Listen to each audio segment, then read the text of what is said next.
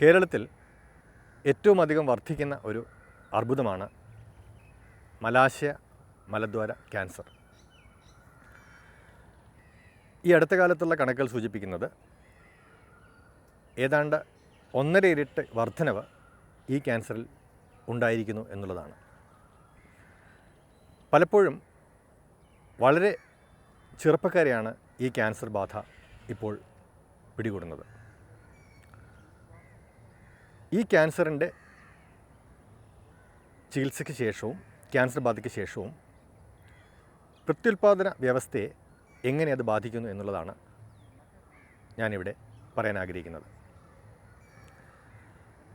3 ചികിത്സാ രീതികളാണ് ശസ്ത്രക്രിയ, റേഡിയേഷൻ, കീമോതെറാപ്പി എന്നിവയാണ് മലാശയ വൻകുടൽ ക്യാൻസറിൻ്റെ ചികിത്സാ രീതികൾ. റേഡിയേഷനും ചെയ്യുന്നതുകൊണ്ട് പലപ്പോഴും സ്ത്രീകളിൽ ഓവറി നിർജ്ജീവമാകാനും അതിനുശേഷം കുട്ടികളുണ്ടാകാതെ വരാനും സാധ്യതയുണ്ട്. റേഡിയേഷൻ്റെയും ശസ്ത്രക്രിയയുടെയും ഭാഗമായി പുരുഷന്മാരിൽ ഞരമ്പുകളിലുണ്ടാകുന്ന ക്ഷതം കാരണം ലൈംഗിക ശേഷിക്കുറവ്, അതുപോലെ തന്നെ റിട്രോഗ്രേഡ് ഇജാക്കുലേഷൻ എന്നിങ്ങനെയുള്ള ഒരു പ്രയാസം ഇവ രണ്ടും ഉണ്ടാകാനും പിന്നീട് അത് പ്രത്യുൽപാദനത്തെ ബാധിക്കാനും സാധ്യതയുണ്ട്. ഇത് ഞങ്ങൾ സർജന്മാരെ സംബന്ധിച്ച് പറയുകയാണെങ്കിൽ ഈ സൈഡ് എഫക്റ്റ് ബാധിക്കാതിരിക്കാനായിട്ട് കീഹോൾ ശസ്ത്രക്രിയ വഴിയും മറ്റും ലൈംഗിക ശേഷിയെ നിയന്ത്രിക്കുന്ന ഞരമ്പുകളെ സംരക്ഷിച്ച് നിർത്തിക്കൊണ്ടാണ് ഞങ്ങൾ ഓപ്പറേഷൻ ചെയ്യുന്നത്. അതുകൊണ്ട് തന്നെ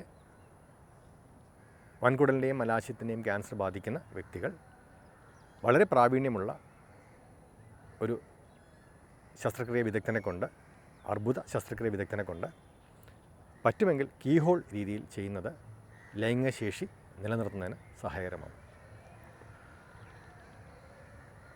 വളരെ ചെറുപ്പക്കാരായ കുട്ടികളിൽ ക്യാൻസർ ബാധ ഉണ്ടാകുമ്പോൾ അവർക്ക് പിന്നീടുള്ള ജീവിതത്തിൽ കുട്ടികളുണ്ടാകുന്നതിന് വേണ്ടി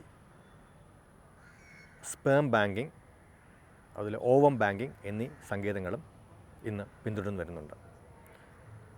അവരുടെ സ്പേം അതുപോലെ തന്നെ ഓവം എന്നിവ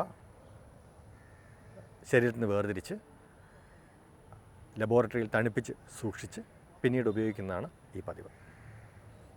ഇത്തരം മാർഗങ്ങൾ വഴി ക്യാൻസർ ബാധയും ക്യാൻസർ ചികിത്സയും ലൈംഗികശേഷിയെയും പ്രത്യുൽപാദനക്ഷമതയും ബാധിക്കാതെ നോക്കാൻ നമുക്ക് ഒരു പരിധിവരെ കഴിയും.